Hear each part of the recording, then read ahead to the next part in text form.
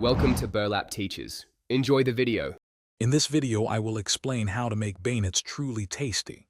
First, activate your yeast by combining 1 cup of warm milk, 1/4 cup of sugar, and 2 1/4 teaspoons of active dry yeast. Let it sit for 5 minutes.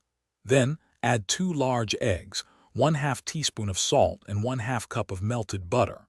Gradually mix in 4 cups of all-purpose flour, kneading for about 8 minutes until the dough is smooth and elastic.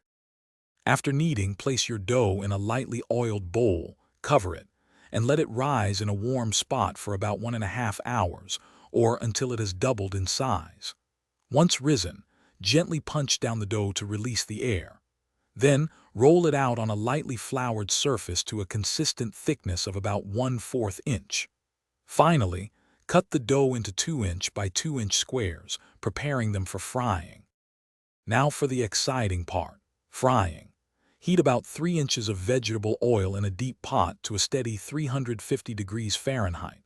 It's crucial to maintain this temperature for even cooking. Carefully drop 3 to 4 bayonet squares into the hot oil, making sure not to overcrowd the pot. Fry each side for about 30 to 45 seconds until they puff up and turn a beautiful golden brown. This quick fry ensures a light, airy texture.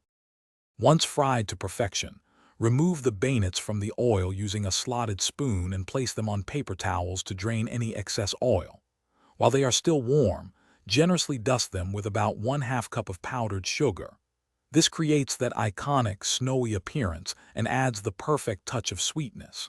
Serve your delicious beignets immediately to savor their light, fluffy texture and irresistible taste. Enjoy your homemade treat.